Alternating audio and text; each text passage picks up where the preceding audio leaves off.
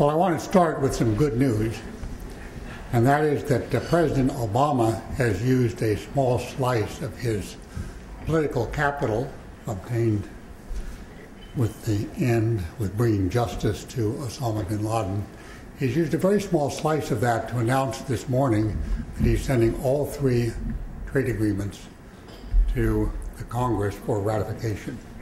That's what I heard just before this meeting. So,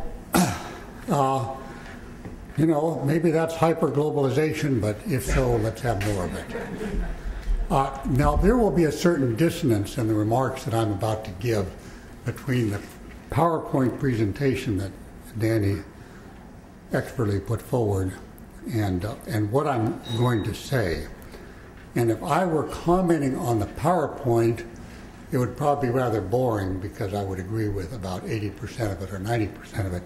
But I'm actually commenting on the book as I read it, or the parts of the book that I read. And I think the flavor for those who buy the book, and I encourage you to do that, that'll be good for Dani's pocketbook, it'll be good for your education. You will see that the tone is somewhat different than the PowerPoint. Well, in my view, Dani Rodrik has earned his niche in the pantheon of globalization skeptics, which really stretches back at least to the 18th century, including such distinguished names as Alexander Hamilton and Robert Torrens, James Bristock Bridgen, Roel Prebisch. Now, like Dani, none of these predecessors would have embraced the label of globalization skeptic if the term had been, invented in the 18th century. But like Dani, all of them would have warned against hyper-globalization in their era. That is, this magic tipping point where you have too much of a good thing and it becomes a bad thing. That's what hyper-globalization means in the book.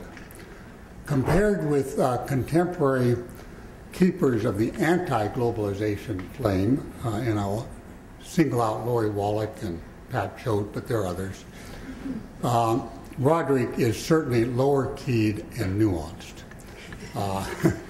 He's the academic counterpart to Congressman Sander Levin, who spoke here a couple of weeks ago. Fred runs this kind of Hyde Park on DuPont Circle and brings in distant voices. But despite Rodrik's engaging style and very entertaining anecdotes and very reasonable tone, which was evident in the PowerPoint, I found much to disagree with. In fact, I use so much red ink on my borrowed copy from the library that I have to buy it. So there it is, Provocation Sells Book. So let me, I have to ration my responses to all the provocations in the book, not in the PowerPoint. So there are a couple in the PowerPoint.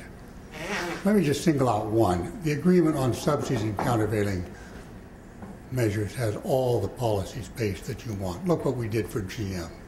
Look what many countries are doing.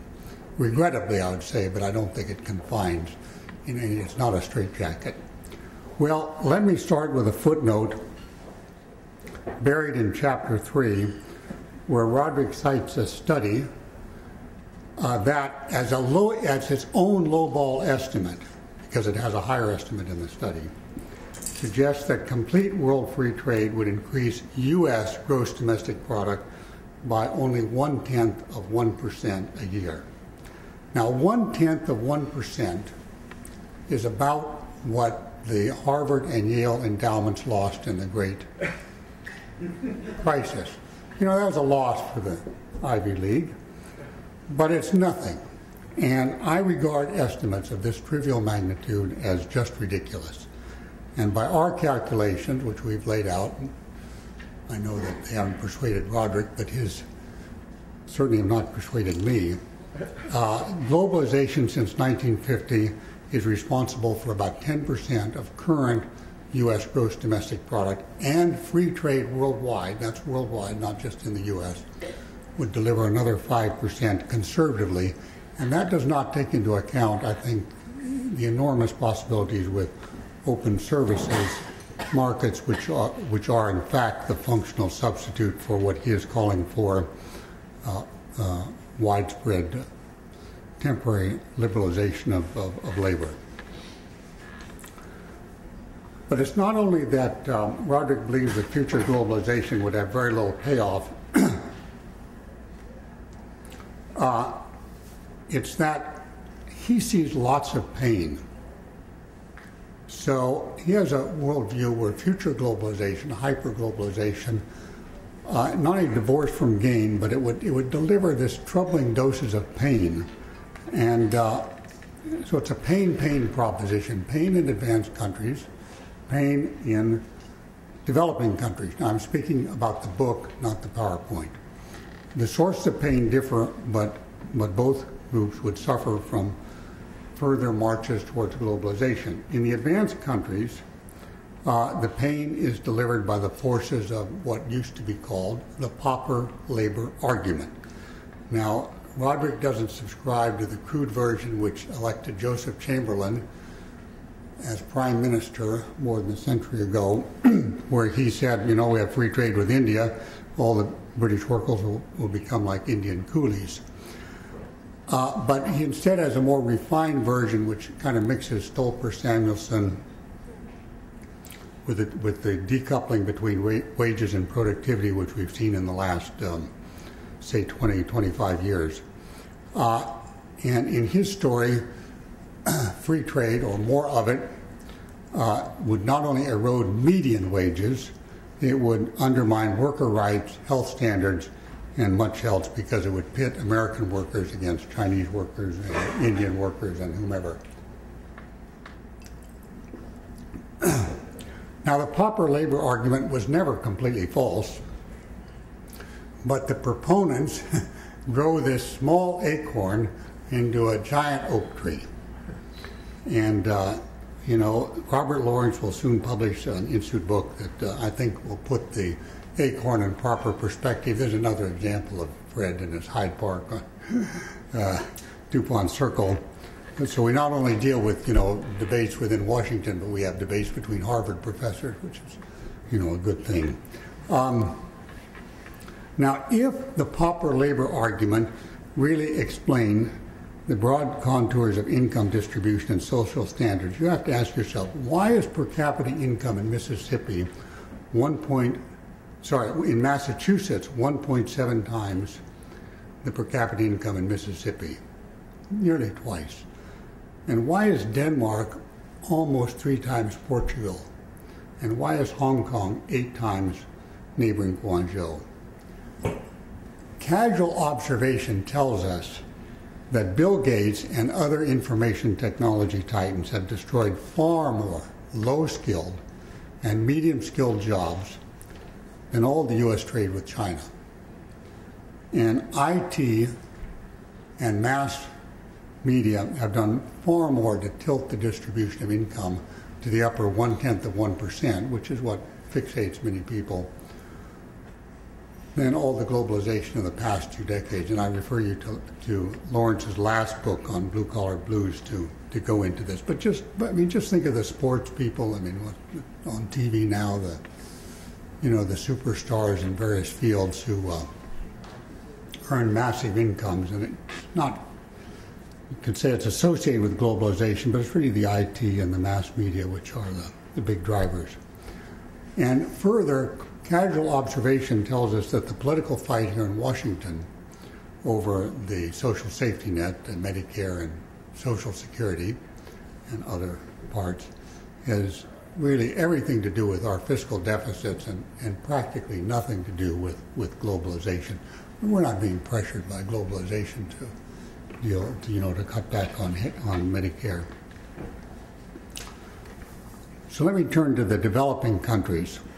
Among developing countries, the pain of hyper-globalization is supposedly delivered by the straitjacket of rules imposed by the WTO, the IMF, and other economic policemen. And according to this view, again the book, these institutions demand strict adherence to the Washington Consensus. They sharply curtail policy space, and they're cutting off promising avenues of growth. Now, if you believe that line of argumentation, you know, you can throw your bread crumbs or whatever you've got left on your plate against John Williamson, because he's right there, the father of the Washington Consensus. But as with the pauper labor argument, you know, you've got a kernel of truth here, and it's grown into this giant oak. And in reality, the WTO and the IMF, they allow an enormous amount of policy space. Cuba was a founding member of the WTO, but when was the last trade case brought against Cuba? And, you know, Argentina, Venezuela, Zimbabwe, they're members of the IMF, but, you know, is Mohsen Khan back there giving him any trouble even when he was in the IMF? Of course not. I mean, they can do whatever they want, and they do whatever they want. So the globalization that we know today is, you know, it just doesn't pose the threats that are described in the book. And we're far from any tipping point, if indeed a tipping point exists. If China or India wants access to the U.S. market for electronics or clothing, yeah, they have to respect intellectual property rights and allow imports of machinery and chemicals. And if Greece and Portugal, you know, want IMF and ECB funding, yeah, they have to submit the conditions on their budget. But I think those kind of rules, those kind of disciplines are far short of any meaningful identification of a tipping point that gets you into the downside of the bad things of too much globalization. Let me talk about a political unit that actually exemplifies hyperglobalization as described in the book, and that's the United States. Now, I used to live in New Mexico, and our state borders Arizona and Texas and Utah, amongst others.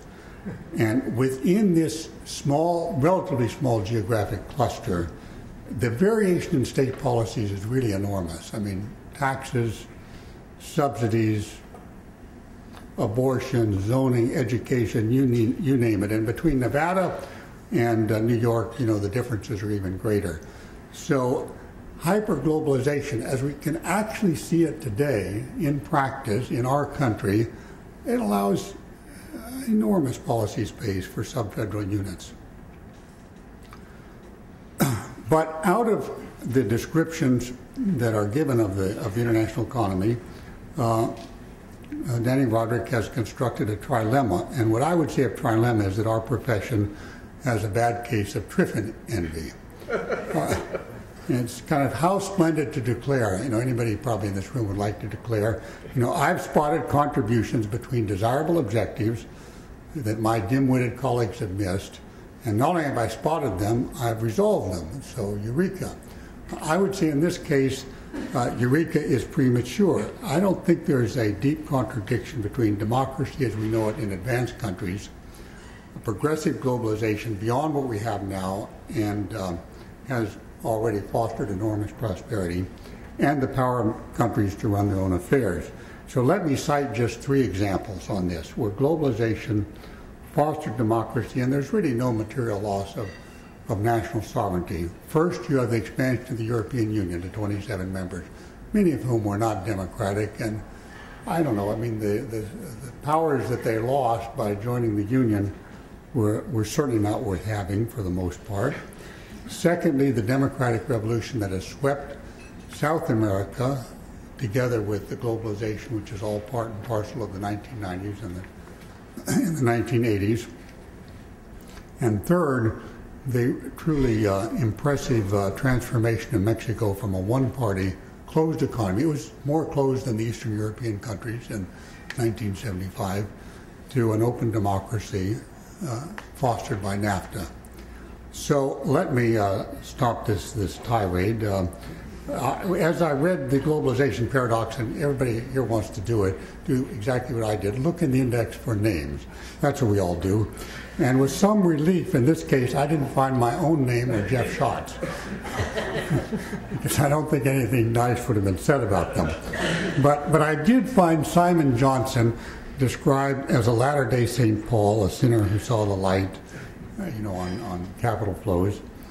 And that was, I guess, probably not such a surprise. But was surprising in looking at the index of names were with the absence of giants that were not cited in the literature. You can't cite everybody, of course, but Schumpeter's not there, Mansur Olson's not there, Raymond Vernon's not there, Angus Madison, who showed that the last 60 years of globalization have been the best 60 years in American, in world history, so far as we know. David Romer's not there. Well, let me just wrap up and point out that Katie Sue Menon and I last year published a volume titled Globalization at Risk, and we identified many hazards: populism, state capitalism, financial meltdown, everything. If we ever publish a second edition, we'll add Dani Rodrik to the list.